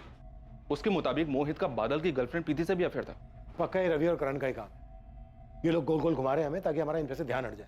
सर फोन पर तो ऐसा लगा नहीं कि इन तीनों में से किसी ने कॉल किया हो, पर कॉलर जो कोई भी हो उसकी मोहित और शिखा वाली बात तो सच निकली जो किसी को पता नहीं थी। और चांसेस है कि मोहित और प्रीति वाली बात भी सच हो, शायद इसलिए बादल रघु से मिला हो। फिर बादल क्यों मारा गया? मोहित और प्रीति के अफेयर की वजह से? ये सरासर झूठ है मैडम। मेरा मोहित के साथ कोई अफेयर नहीं है। मैं तो मुश्किल से उससे 2 या 3 बार मिली थी। तो फिर बादल सुपारी किलर से मिला क्यों था? 6 सितंबर को बादल किलर से मिला और 11 सितंबर को दोनों बादल और मोहित मारे गए। तुम्हारी आखिरी बार बादल से कब बात हुई थी? बादल से मेरी आखिरी बात 7 सितंबर को ही थी। बस कुछ दिनों की बात है प्रीति, मेरा जुगाड़ चल रहा है।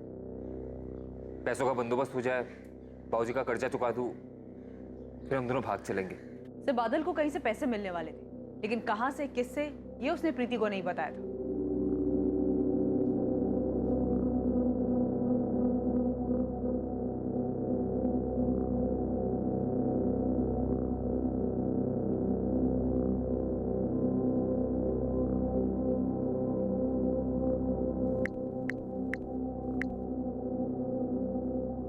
भाई साहब, नटवर बोल रहा हूँ। हाँ बोलो। वो पुलिस आपके बारे में पूछ रही थी। उन लोगों ने बहुत मारा भाई साहब, लेकिन मैंने उन्हें कुछ नहीं बताया कि बादल का खेत जलाने को आपने कहा है। पिछली बार आपने पैसे दिए थे, उससे तो पैर टूटने की भरपाई हो गई, लेकिन भाई साहब पिछले 1 हफ्ते से आपका नाम नहीं बताने की वजह से पूरा शरीर तुड़वा कर आ रहा हूँ। अब इसका डबल बोनस तो बनता है ना भाई साहब। कब लेने आऊं भाई साहब?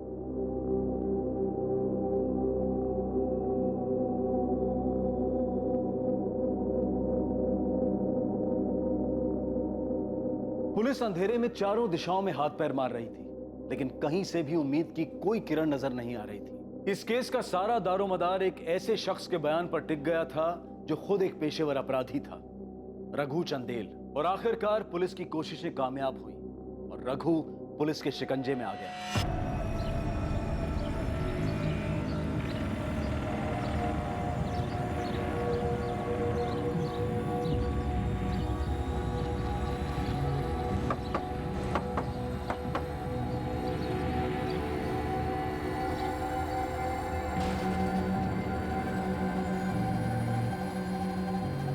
ये है custody transfer paper. Bhopal police से बात हो चुकी है, रघु को जल्द से जल्द देकर आओ। हाँ तोमर साहब बोलिए। आपसे कुछ बात करनी थी, कब मिल सकते हैं? हाँ गिरधर बोलो। नाम क्या उस अज्ञात कॉलर का? मोहित ने जो कुछ किया उसके लिए मैं माफी मांगता हूँ। मामा जी, आपको शर्मिंदा होने की कोई जरूरत नहीं, गलती आपकी नहीं थी।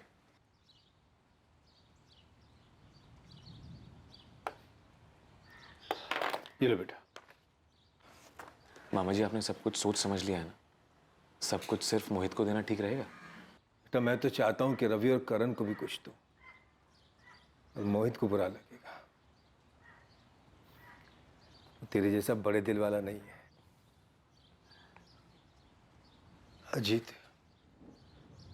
मैं अपनी वसीयत बदलना चाहता हूं। ये है एडवोकेट नवीन शुक्ला, मिस्टर बलवंत चौहान के लॉयर। कुछ सेंसिटिव पता चला तो मैं इनको आपके पास ले आया।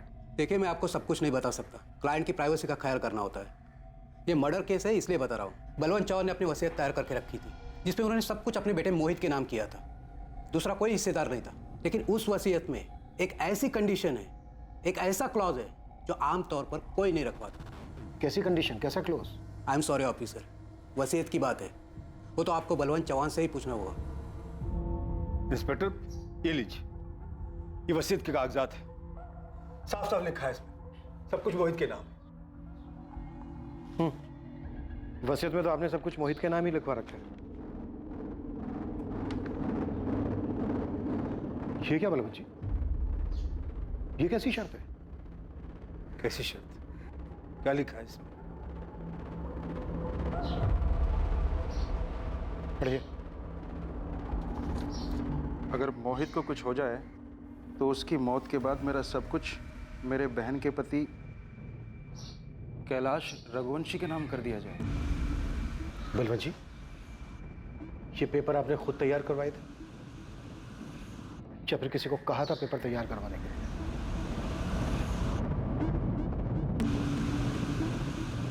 सर क्या पूछना है मुझसे? क्या काम है बताइए ना। आवाज बदलकर पीसीओ से कॉल करना है। ये मोहित और शिखा को तलाशी है। इन दोनों का कुछ ऐसा रिश्ता है जो दुनिया से छुपा हुआ है।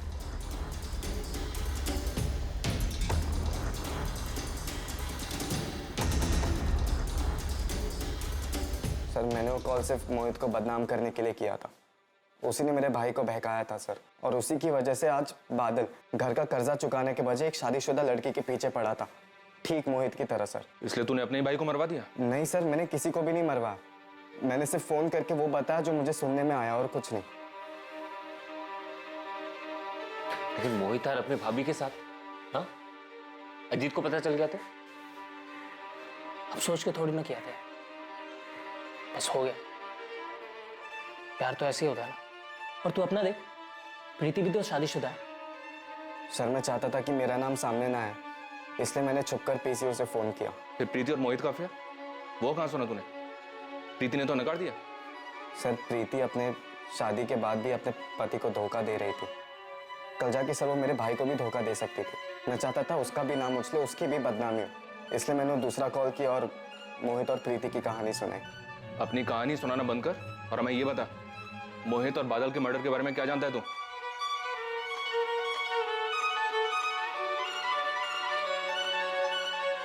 सर वो अज्ञात कॉलर बादल का भाई जय था। जय कह रहा है कि उसने सिर्फ मोहित और प्रीति को बदनाम करने के लिए सब किया। और सर पल्लवी रघु को लेकर आ रही है, उससे तो सब पता चल जाएगा। लेकिन सामने से कोई कुछ नहीं बोल रहा। अब ये रघु ही बताएगा कि कौन किसके साथ क्या करना चाहता है।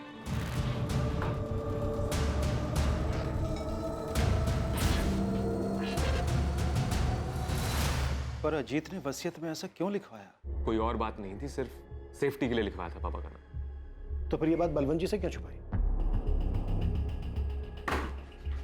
क्योंकि तूने कभी माफ नहीं कर पाया। तू अच्छी तरह से जानता था कि शिखा तुझसे ज्यादा मोहित को पसंद करती थी और तू देखने के अलावा और कुछ नहीं कर सकता था। कोई पछतावा नहीं था उन दोनों को। हाँ नहीं माफ कर पाया उन्हें मैं। कैसे माफ करता? मेरे मना करने के बाद भी मिलते थे, बार बार मिलते थे। कैसे बर्दाश्त करता? मेरा भाई, मेरी बीवी मेरे ही पीठ में बार बार खंजर घोंप रहे थे। और रही कहीं कसर इस बलवंत मामा ने पूरी कर दी। मुंह से बेटा बेटा बोलते थे, दिल से कभी माना ही नहीं बेटा। बेटा मैं तो चाहता हूं कि रवि और करण को भी कुछ दो, और मोहित को बुरा लगेगा। मामा जी ने सब कुछ मोहित को दे दिया, मेरा जिक्र तक नहीं किया। और वही बेटा मेरी ही बीवी के साथ। सबने मुझे समझ क्या रखा है? सारी कुर्बानियां मैं ही दूं? मेरी मां ने मेरे हिस्से का आधा प्यार मोहित को दे दिया, उसका कोई बोल नहीं। मैंने हमेशा उसे छोटे भाई की तरह संभाला, उसका कुछ नहीं। मोहित को कैसे मारा और बादल रघु तक कैसे पहुंचा? हाँ गुप्ता जी, आपको सारी किस्त मिल जाएगी। अब मुझे कुछ और वक्त चाहिए। हाँ वो क्या है ना, कुछ महीने पहले मेरा खेत जल गया था, तो इसलिए। हाँ मैं करता हूँ। हाँ मैं जल्द से जल्द करता हूँ। हाँ। क्या हुआ? नहीं माने बैंक वाले? नहीं यार। 5 लाख का कर्जा है ना? हाँ। इतना तो मोहित से मांग सकता है। नहीं, दोस्ती के बीच में पैसा नहीं लाना मुझे। तो मैं एक जुगाड़ बताऊं? 5 लाख कमाने का। कैसा जुगाड़? कल मिल मुझसे। कहाँ? झबुआ तालाब के पास। बोल अब क्या जुगाड़ है? मोहित को जान से मारना है, सब मैं करूंगा, तू बस मेरा साथ दे। क्या बकवास कर रहा है? हाँ? मजाक कर रहा है ना तू? नाटक मत कर। तू अच्छे से जानता है कि मोहित शिखा के साथ क्या कर रहा है। जानता हूं, और ये मानता भी हो कि गलत है। मैंने उसे समझाने की कोशिश की, वो नहीं समझने वाला। देख, मेरे पास सिर्फ एक ही रास्ता है। मोहित के मरने के बाद बलवंत मामा की सारी जायदाद मेरी हो जाए। तू बस मेरा साथ दे, मैं तेरा 5 लाख का कर्जा भी उतरवा दूंगा। सोच मत। देख, मैं अपने दोस्त को नहीं मार सकता, ठीक है? और तू भी ये सब मत सोच। नशे में तू डर मत, हम लोग नहीं मारेंगे। पेशेवर खूनी आएंगे उसे मारने के लिए। तू बस मोहित को यहाँ ले आ, करेगा मेरा काम? नहीं, मैं ये नहीं कर सकता। अपने दोस्त को मैं धोखा नहीं दे सकता, ठीक है? शुरू में बादल ने मना कर दिया, लेकिन मैं जानता था कि इस दोस्ती को सिर्फ गरीबी ही तोड़ सकती है। मुझे पता था कि बादल सर से लेकर पांव तक कर्जे में डूबा हुआ। उस बारे में बात भी मत करना चाहिए।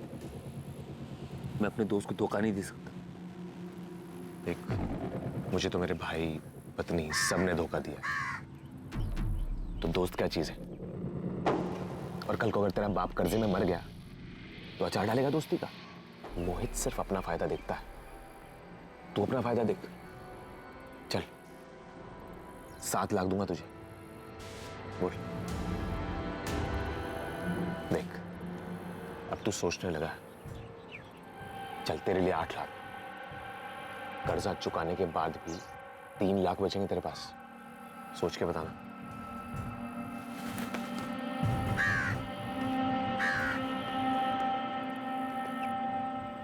आखिर इतने सालों की पक्की दोस्ती में दरार आ ही गई।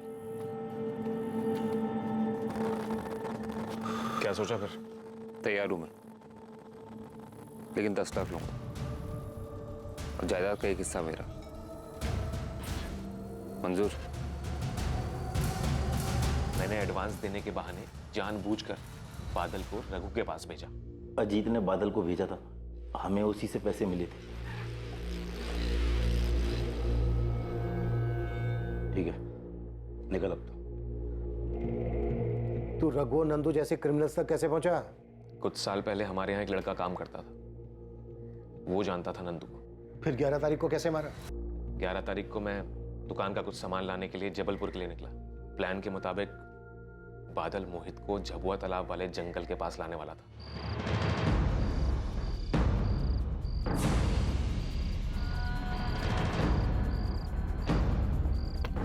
बादल, ये कौन सी जगह है? चल तो सही।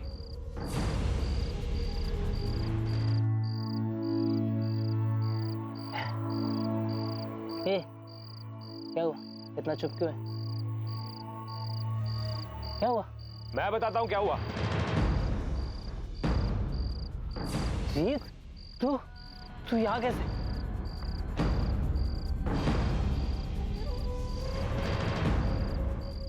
हे अजीत, क्या है ये सब? हे यार, भाई हूं मैं तेरा। और शिखा तेरी भाभी है। समझाया था तुझे, हर रिश्ते की एक मर्यादा होती है, उसे पार नहीं करना चाहिए। तुझे ऐसा नहीं करना चाहिए और मेरे साथ तो बिल्कुल भी नहीं। बादल, समझा नहीं, इसे कुछ भी बोल रहा है। हे भाई अजीत, कसम से ऐसा फिर से कभी नहीं होगा। बादल, बोलना इसको कुछ भी।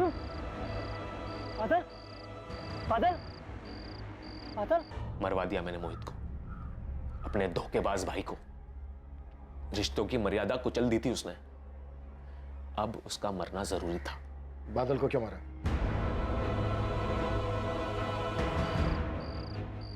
मोहित उठना, मोहित, मोहित। ये क्या कर डाला हमने? हाँ? अरे बाप है ये बाप, अपने भाई जैसे दोस्त को पैसों के लिए मार दिया। कुछ बोल दूंगा, मुझे नहीं चाहिए पैसे, मैं अपना गुनाह कबूल कर लूंगा। मोहित उठना, मोहित, मोहित, मोहित। दोनों की लाश बाइक पे डालो और सोमबाग में जाके फेंक दो। ध्यान रहे, बाइक किसी के हाथ नहीं लगनी चाहिए। मैं घर जा रहा हूँ। नंदू, मुझे टाइम पे फोन करना और ध्यान रहे लोकेशन यहीं की होनी चाहिए, कहीं जाना मत। तू फिक्र मत कर, बादल के फोन से पहले जय को फोन करूंगा और उसके 10 मिनट बाद तुझे। लाशों को सोमबाग ले जाना और बादल के फोन से मुझे और जय को कॉल करने का मकसद सिर्फ इन्वेस्टिगेशन को गुमराह करना था। तुझे क्या मिला दो जान लेकर? आप नहीं समझेंगे सर, जिसके साथ धोखा होता है ना, वही समझ सकता है बस। धोखा तो तूने भी दिया है अपनी माँ को, उससे उसके 2 बेटे छीन लिए, एक को मरवा दिया और एक मरने तक जेल में रहेगा। ये धोखा तेरी माँ को जिंदगी भर सताएगा। मेरी परवरिश में कहीं कोई कमी रह गई थी। खुद को दोष मत दे बीना, ये सिर्फ और सिर्फ उनकी गलती है।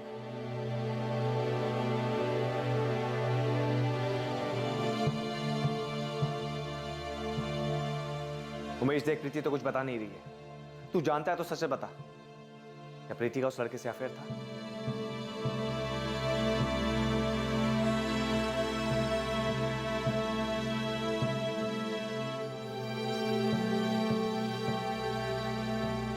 अजीत रघुवंशी और सुपारी किलर रघु चंदेल को इस डबल मर्डर के लिए आईपीसी की धारा 302 के तहत हत्या के जुर्म में अरेस्ट किया गया है। फिलहाल दोनों जुडिशियल कस्टडी में हैं। सभी रिश्ते भरोसे की नींव पर टिके हुए होते हैं, फिर चाहे वो कोई भी रिश्ता क्यों ना हो। लेकिन इस केस की विडंबना यह थी कि यहां हर किसी ने अपने चाहने वाले का विश्वास तोड़ा।